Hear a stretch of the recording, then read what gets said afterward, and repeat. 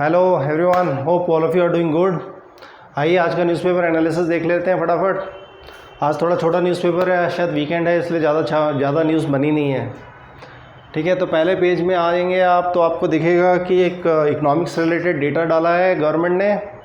GDP growth rate at 6.5% in 2024 and slowest in the pandemic. ठीक है, तो ये एक स्टैटिस्टिक्स है आपके लिए। एग्जामिनेशन के लिए क्या इंपॉर्टेंट रहता है, आपने यह याद रखना है कि ये कौन रिपोर्ट रिलीज़ करता है।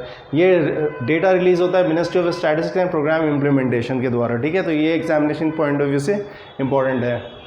उसके बाद में आप आ जाएंगे, यदि हम लोग और कोई बहुत ज़्यादा खास न्यूज़ नहीं था फ्रंट पेज पे, आप एडिटोरियल में आ सकते हैं। एडिटोरियल में आएंगे तो चारों आर्टिकल काफ़ी अच्छे आर्टिकल लिखे गए हैं।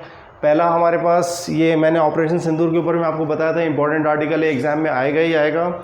इनके ऊपर में हमारे जो पहले फॉर्मर इंटेलिजेंस ब्यूरो में जो थे डायरेक्टर, उन्होंने एक आर्टिकल लिखा है जिसमें उन्होंने एक बहुत अच्छा पर्सपेक्टिव डिस्कस किया है। तो यदि आप इसको पढ़ेंगे तो इसमें ये बताया गया है कि India definitely arms and ammunition और सारे लॉजिस्टिक के इश्यूज़ में पाकिस्तान से वे हेड है।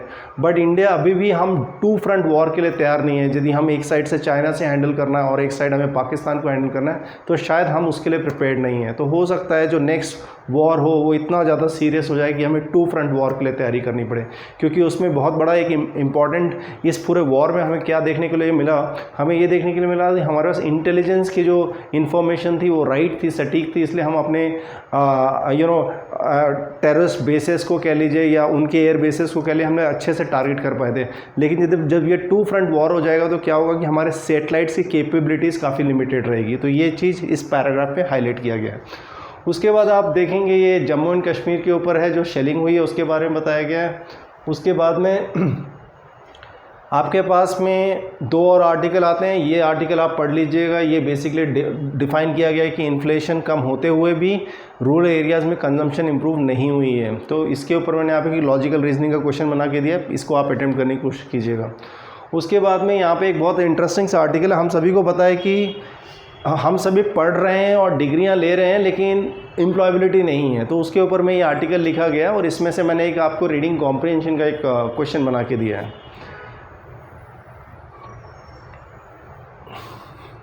उसके बाद में न्यूज़ सेक्शन में आ जाइए। न्यूज़ सेक्शन में आपके पास में एक लीगल का आर्टिकल मिल जाता है। आपके पास supreme court flags YouTuber scandals remark against the senior जज, इसको आप पढ़िएगा। और उसके बाद एक लीगल का क्वेश्चन मैंने आपको इसमें बना के दिया है कि फ्रीडम ऑफ स्पीच के ऊपर में। ठीक है, तो इसको आप समझने की कोशिश कीजिएगा और वो क्वेश्चन को आप सॉल्व कीजिएगा, तो उससे ऑलमोस्ट आपका 20-30% आपको क्लैरिटी मिलेगी कि फ्रीडम ऑफ स्पीच में क्या लिमिटेशंस हैं। उसके बाद में आपके पास में आ जाता है yes, so these are the two other articles आप जो कि पढ़ सकते हैं, जो कि रिलेवेंट है थोड़ा।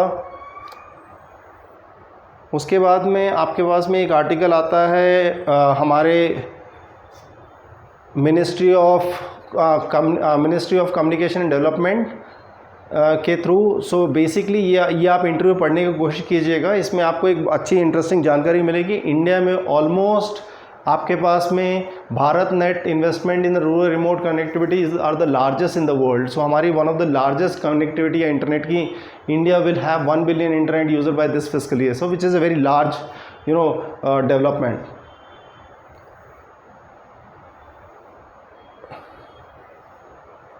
आप ये general defence chief of defence staff जो है हमारे अभी सिंगापुर में है कॉन्क्लेव के लिए, संग्रीला कॉन्क्लेव मैंने आपको बताया था, राइट। उसमें जाके और उस इवेंट में पाकिस्तान के भी डिफेंस हायर अथॉरिटीज़ वहाँ पे प्रेजेंट होंगे डिस्कशन के लिए। So it will be interesting to see how both of them interact.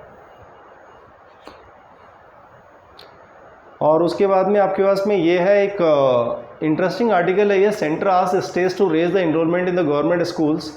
तो ये आर्टिकल जब आप पढ़ेंगे तो आपको बहुत स्ट्रेंज सा लगेगा कि सारे सरकारी स्कूल में जो है इनरोलमेंट या एडमिशन कम हो रही हैं और प्राइवेट स्कूल्स में बढ़ रही है। तो ऑब्वियसली बात है, कहीं पे कम होगा तो कहीं पे बढ़ेगा। लेकिन यहाँ पे एक गवर्नमेंट ने ये कहा है कि हम काफ़ी ज़्यादा अपना इन्वेस्टमेंट बढ़ा रहे हैं। दैट मीन्स हमारा काफ़ी एक्सपेंडिचर हो रहा है इस पूरे प्रोसेस को इम्प्रूव करने के लिए, बट फिर भी हमारा एक्सपेंडिचर बढ़ता जा रहा है लेकिन इनरोलमेंट नहीं बढ़ रहा है। तो it's a very strange sign which government is looking at. उसके बाद में आप ये भी एक बहुत अच्छा आर्टिकल है, आप ये पढ़िएगा। IMA condemns the proposal for integrated BBMS and BAMS courses, calls its unscientific. ज़रा इसमें आप समझने की कोशिश करें तो इसमें हम क्या कर रहे हैं कि प्रेजेंट मेडिकल और जो हमारा जो आयुर्वेदिक है और वो सबको मर्ज करने की कोशिश की जा रही है, तो उसके कारण काफ़ी ज़्यादा डिस्टर्बेंस है पूरे प्रोसेस को लेके, ठीक है। तो इसमें ना इस आर्टिकल में इन्होंने चाइना का एग्जांपल लेके समझाया गया कि वो वहाँ पे फेल हो चुके हैं, ऐसा करने की कोशिश की गई है। फिर भी हम शायद उस चीज़ को स्टडी नहीं कर रहे, लेकिन हम अपने आप को आगे बढ़ाने की कोशिश कर रहे हैं। तो it is very strange science for the government without understanding the failure of the Chinese process of merging two of the things, but still we are proceeding further.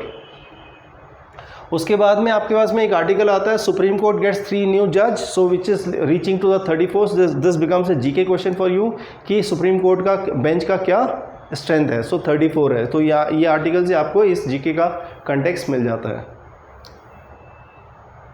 उसके बाद बिजनेस में एक आर्टिकल है कि हमारा फिस्कल डेफिसिट जो है 4.8% है इस साल। इन्होंने फिस्कल डेफिसिट का जो डेफिनेशन है वो आपको दिया हुआ है यहाँ पे। Fiscal deficit the difference between the total expenditure and the total revenue, fine. So हमारा फिस्कल डेफिसिट 15.77 लाख करोड़ है। इसके ऊपर मैंने आपको एक मैथ्स का क्वेश्चन बना के दिया इसी पैराग्राफ से, तो आप इसको अटैम्प्ट करने की कोशिश करिएगा ये पैराग्राफ पढ़ने के बाद में। तो ये एक आर्टिकल है फिस्कल डेफिसिट, किसी एक जीके क्लास में मैं आप लोगों को डिटेल में समझाऊंगा कि होता क्या है। आप फॉरेन न्यूज़ में आएंगे तो फॉरेन न्यूज़ में आप पूरा पेज पढ़ सकते हैं, काफ़ी इंटरेस्टिंग डेवलपमेंट होती रहती हैं डिफरेंट कंट्रीज़ में, which can give you insight what is happening in and around. उसके बाद में आप क्या देख